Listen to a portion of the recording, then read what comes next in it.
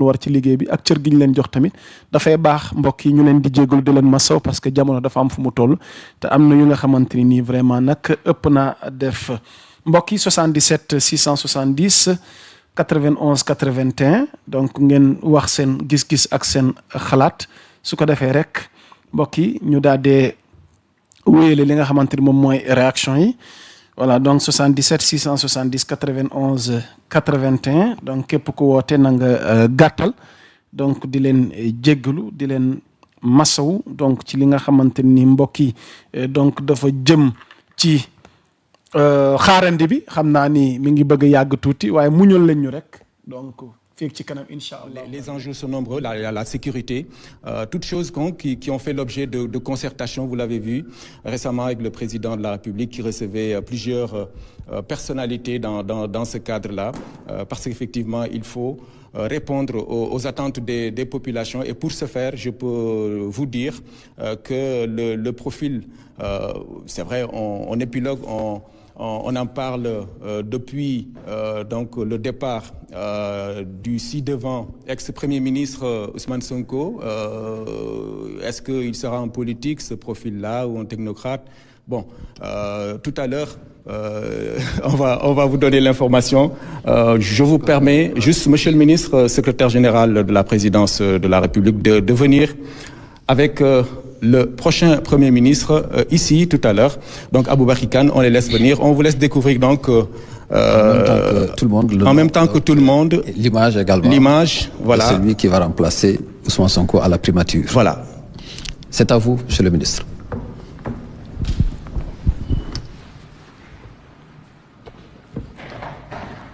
Mesdames et Messieurs, Son Excellence, Monsieur Bassirou Diomaye Diakhar Faye, Président de la République du Sénégal, gardien de la Constitution, garant du fonctionnement régulier des institutions et de la continuité de l'État, a nommé par décret numéro 2026-1129 du 25 mai 2026 le Premier ministre de la République du Sénégal. Décret numéro 2026-1129 portant nomination du Premier ministre. Le Président de la République, vu la Constitution, notamment en ses articles 42, 43 et 49, décrète. Article 1er. Monsieur Ahmadou Al-Aminou Mohamed Lo est nommé Premier ministre de la République du Sénégal. Article 2. Le présent décret sera publié au journal officiel de la République du Sénégal. Fait à Dakar le 25 mai 2026 par le président de la République, Bassirou Diomaye Diakhar Faye. Monsieur Ahmadou Al-Aminou Mohamed Lo, ancien secrétaire général de la BCEAO, ancien ministre secrétaire général du gouvernement, actuel ministre d'État, ministre auprès du président de la République chargé du suivi, du pilotage et de l'évaluation de l'agenda national de transformation, a été choisi par le chef de l'État pour sa compétence, sa connaissance profonde du pays, son expérience des arcanes économiques et financiers, son engagement et surtout sa loyauté. Dans un contexte national et international inédit, marqué par des défis sécuritaires d'envergure et des mutations sociales, économiques et politiques profondes, le chef de l'État a chargé le Premier ministre de lui proposer dans les meilleurs délais une liste de ministres et de secrétaires d'État devant composer le nouveau gouvernement qui sera un gouvernement de mission, un gouvernement d'action et de résultats au service de la République. Selon le chef de l'État, cette phase cruciale de la vie de notre pays doit se déployer dans la lettre et dans l'esprit du projet inclusif et collectif pour un Sénégal souverain, juste, prospère et solidaire, ancré dans ses valeurs fortes. Cela conformément à la vision Sénégal 2050 incarnée par l'agenda national de transformation.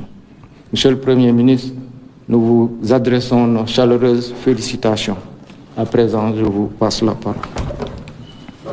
Sur les premiers mots du tout nouveau Premier ministre de la République du Sénégal. Je vous remercie, Monsieur le ministre, secrétaire général de la Présidence. Je voudrais tout d'abord remercier Dieu le Tout-Puissant pour ses grâces infinies à mon endroit.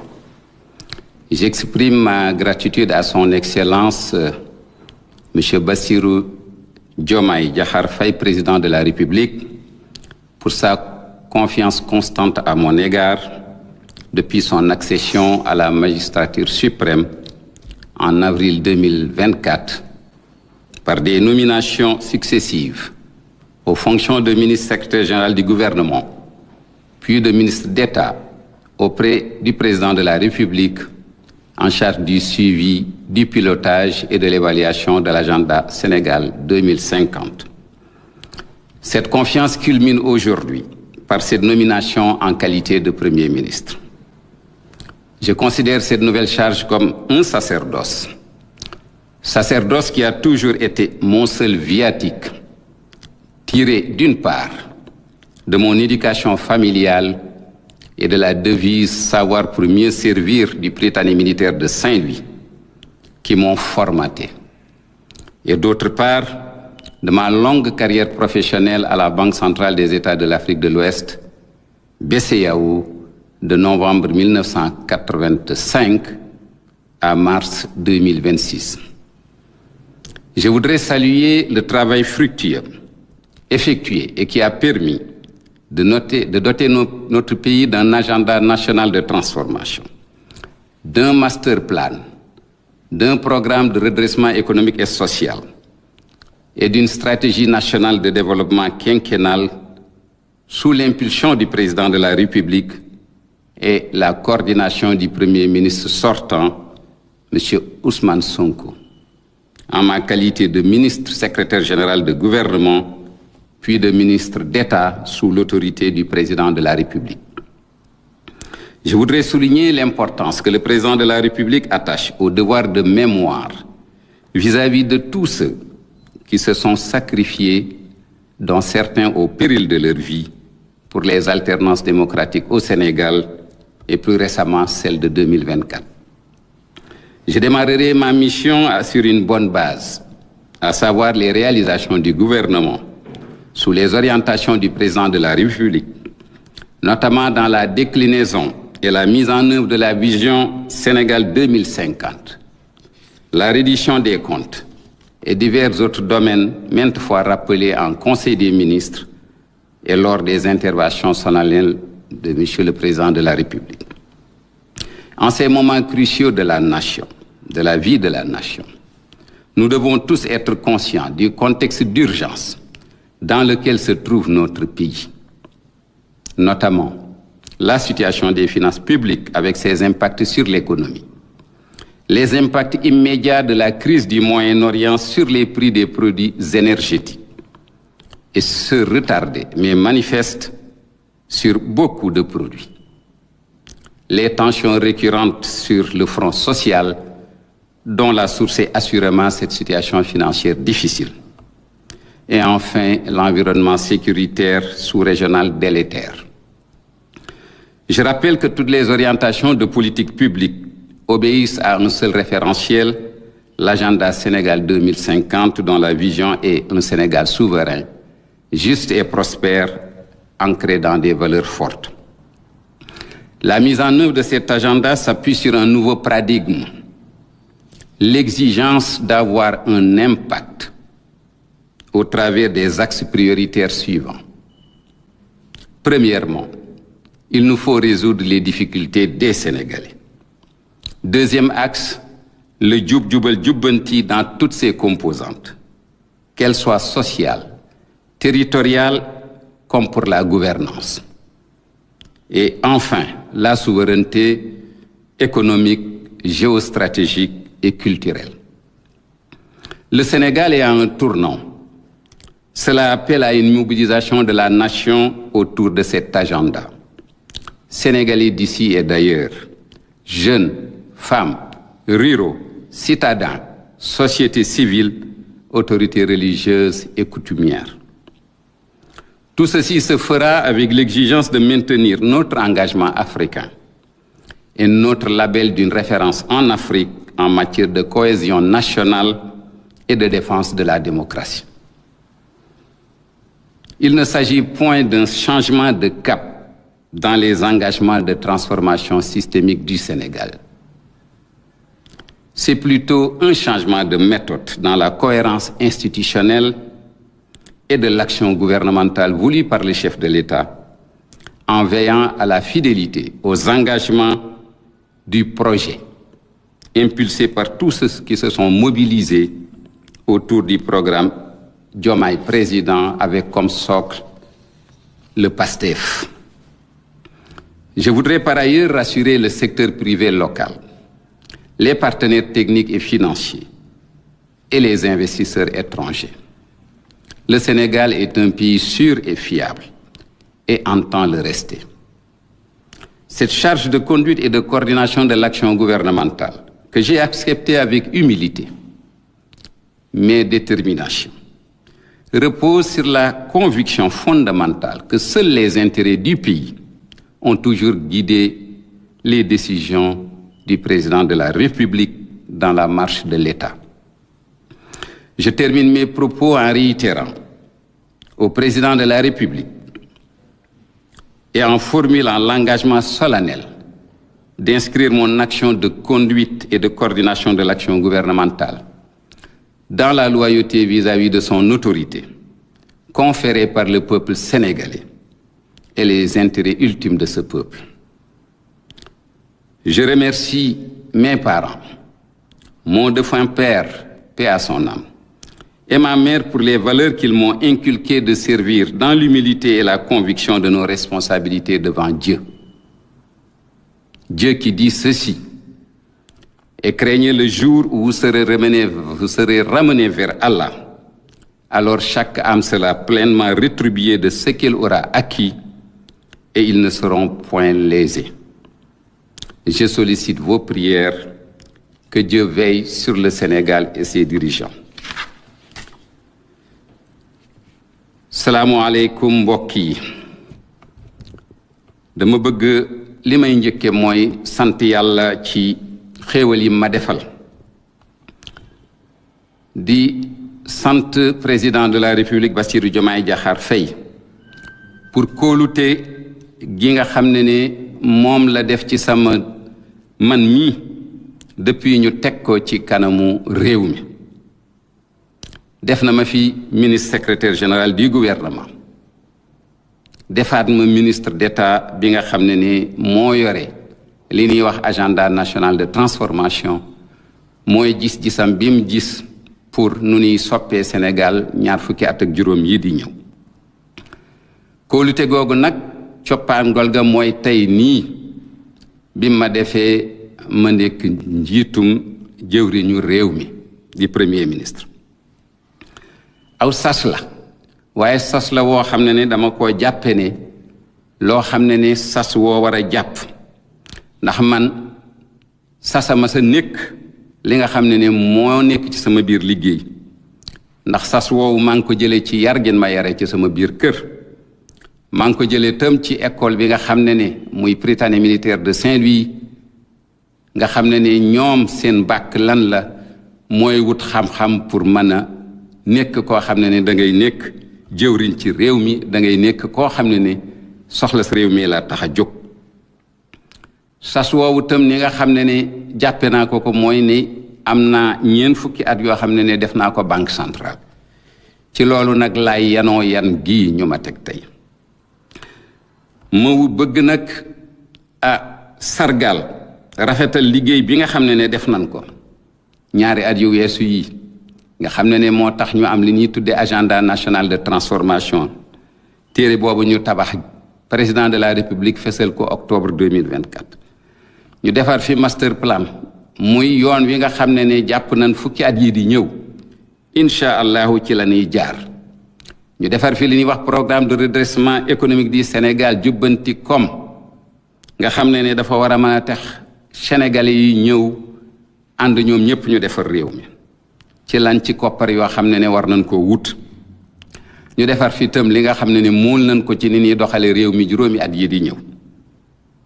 loolu lépp nag ñu ngi ko def ci loo xam ne président de la république moo ko sumb moo ko digle ba pare dénk ko premier ministre bi nga xam ne moo fi newoon di Ousmane Sonko mu daal di koy doxal te man la ma ca liggéey mooy ne liggéey naa ko premier ministre Ousmane Sonko nekkoon ministre secrétaire général du gouvernement après nekk ministre d'État nekk ci keppaaru président de la république. dama bëgg nag fësal li nga xam ne président de la république solo gu mu yanu pour ne sas la boo xam ne def na ko boppam mooy ñi nga xam ne danoo dogu woon ci Sénégal démocratie dox fi nga xam ne am na ñoo xam ne dem nañ ba ñàkk ci seen bakkan rawatina alternance bu mujj bii 2024 président de la république nee na ci lépp lu muy yor ci réew mi loolu du jóg mukk ci xelam. sas bii ñu ma jox nag danaa ko door nga xam ne danaa wéeru ci réalisation jëf yoo xam ne yu fës la yu gouvernement bi doxal ci ndigalu président de la république te waxoon naa ko léegi muy vision 2050 lenn itam reddition des comptes mooy ne ngallwaay képp koo xam ne tooñ nga réew mi wala def nga lu warul danañ ko defanteeg yow ci awale ko ci yoon te loolu yàgg na tam leneen ak yeneen yoo xam ne ay lu fës la ci koo xam ne bëgg nga xool réew mi nun ko doxale ñaari at yi te conseil des ministres daanan ko fa fàttali te tam président de la république heure bu jàkkaarloog askan wi dana fàttaliku li nga xam ne liggéey na ko. réew mi nag dafa nekk ci jamono yoo xam ne jamono yu am solo la ndax ñun ñëpp daf ñoo war a wér ñu def ko ci sun xel ñu koy nelawe bu ñuy gént sax ñu koy génte bu ñuy yeewu ñu koy yeewoo mooy ne am na yu bari yu jàmp yu nekk ci réew mi mel ne kopparu réew mi ñépp xam nañ ne koppar yi ñu bàyyil ak ni mette nga xam ne bor yu metti lañ ñu bàyyil te loolu am na jeexintal ci koom-koom bi am na jeexintal ci nit ñi ñu xam ne tam fële di Moyen-Orient guerre boobu am diggante Iran ak États-Unis ak Israël ay jeexintalam commencé na te mi ngi ñëw te loolu dana laal lépp loo xam ne mi ngi jëm ci courant ak lépp lu jëm ci essence ak gasoil dana laal tam njëgu produit yu bari loolu nan xam ne dëkk yépp laal na leen ñun nag danañ jéem suñ kéemtalaay kattan ak président de la république noo xam ne danañ wàññi li mu war a mën a laale waa Sénégal et xam nañ ne tam jafe-jafe yi nga xam ne am na ci front social bi ak syndicat yi ak li nga xam ne ñu ngi koy laaj gouvernement bi def na ci lam ca war a def waaye situation bi nu am ci koppar réew mi moo tax lañ ca bëgg a def lépp defuñu ko loolu tam nan koy bàyyee xel ñu bàyyi xel tam li ñu wër ci dëkk yi rawete na ci penku bi nga xam ne situation bu mettee nga fa loolu lépp day mbir yoo xam ne waa Sénégal buñ ko jàppee waratun tal leneen lu dul géewoo ci li nga xam ne jàmp-jàmp yooyu mi ngi sunu wet may fàttali ne lépp lu ñuy doxal ci réew mi ci vision Sénégal 2050 lañ koy jële mooy gis-gis boobu nga xam ne président de la république moom la bëgg sénégalais yi fileeg 2050 mooy fileeg ñaar fukki at ak ñeent mu nekk li nga xam ne mooy leeral sunu yoon li nga xam ne sunu jëfi bis bu ne sunu jéego bu ne ci loolu lañ ko war a def xalaat ko te loolu ñu fàttalike bàkk ba ca nekkoon mooy ne dañoo bëgg réew mu mënal boppam bëgg réew moo xam ne day yamale ñépp bëgg réew moo xam ne tam dana naat waaye boole ci tam sunu cosaan ak sunu aada ñu takku ba dëgër bañ cee bàyyi dara buñ ko mënul soqali agenda bii nag Sénégal 2050 bi ñu war a doxal gis-gis bu bees la ndax bari na ay plan yu fi aw bii nag ñetti kënu lan ko teg ñetti jën muy ñetti poto yu dëgër. ba ca njëkk mooy fexe sénégalais yi seen jafe-jafe yi ñu faj ko.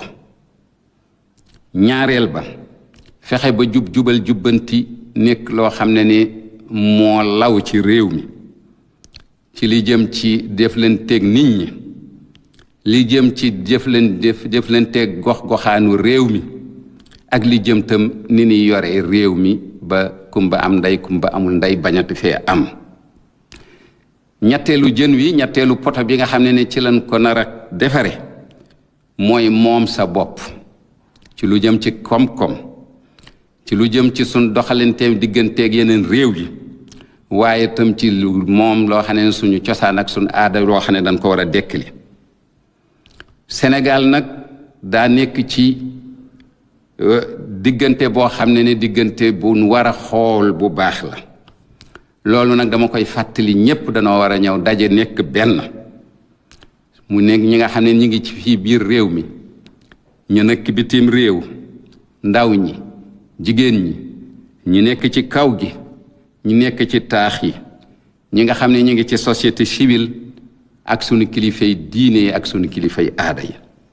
ñun ñëpp danoo waroo ñëw géewoo réew mi pour que li ñu ci war a liggéey ñu liggéey ko. loolu tam danañ ko def daal di yeesal sunu pas-pas ci li nga xam ne ni ñu ngi ko jëmale ci sunu yeneen dëkku Afrique. te ñun danoo am bàkk ci Afrique, bàkk ba mooy lan?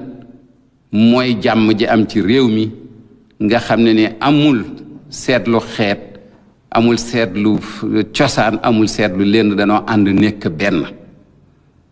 leneen li tam mooy démocratie li mu jaral sénégalais ba du ci bàyyi dara. loolu nag aw bàkk la wax ne am nañ ko bitim réew.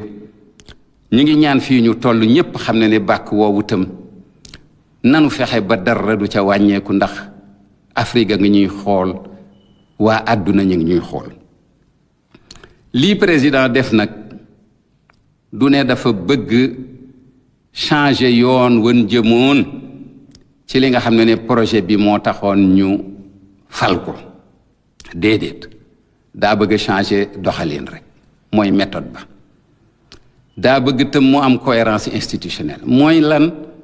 mooy ne ku ci ne xam ka nekk ca sa kaw ak kan moo nekk ca sa suuf, te lépp ànd ci worma. mu bëgg tam gouvernement bi ni muy doxale liggéeyam nekk loo xam ne lu mucc ayib la.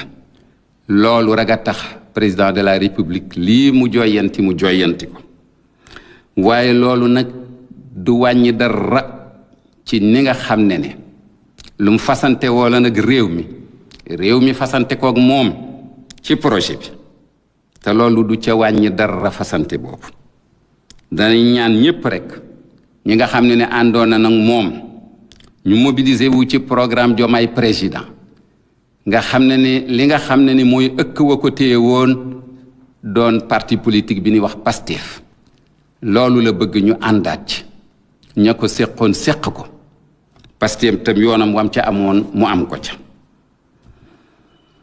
dama bëgg nag dalal xelu ñi nga xam ne ñooy njiitu ay entreprise fii ci biir réew mi, dalal xelu ñi niy jëflanteel muy suñ partenaire technique et financier yi, dalal xelu ñi nga xam ne indi nañ seen alal ci biir réew mi jóge bitim réew.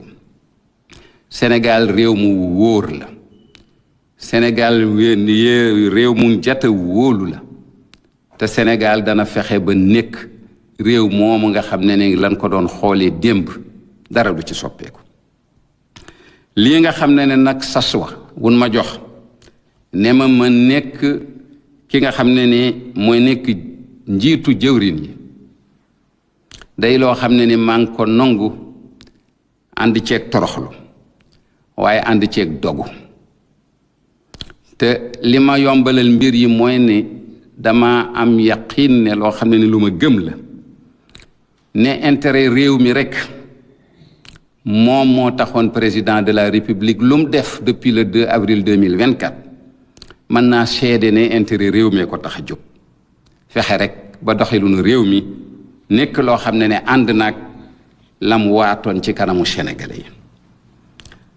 ma bëgg jeexal nag samay kàddu di feddali cant gu amul àpp ci président de la république di leen fësal sama dogu njëkk ci président de la république ne lépp lu may doxal lépp loo xam ne maa ngi ko yor ci kanamu jëwriñu réew mi danaa ko def ak li ñuy tuddee loyauté mooy ne defal ma def bàyyil ma bàyyi te loolu li ko yi réew mi jiital jox ko kàddu gi kàddu googu fileeg réew maa ngi koy wóolu ku nekk ci ginnaawam da nga ko war a defal li ci tegu tëm loolu lépp dañ koy def te am naa leer na ma ne ci intérêt réew mi ko tax a def may sant samay waajur sama baay bi nga xam ne ma nga tey àllaaxira ak sama yaay pour valeur yi nga xam ne moom lan ma nàmpatale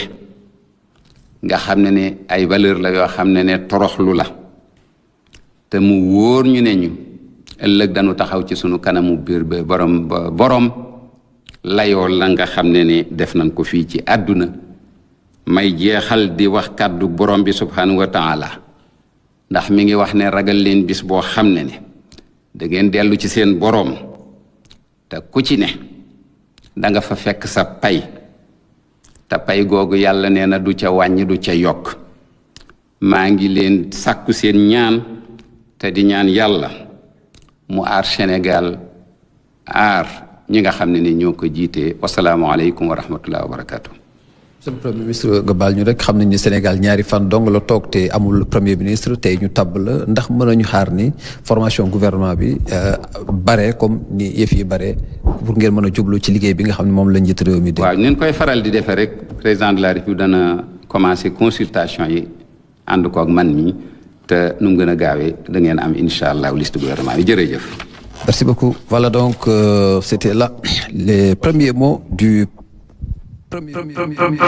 mbokk yi ci ànd geeg teewlu gi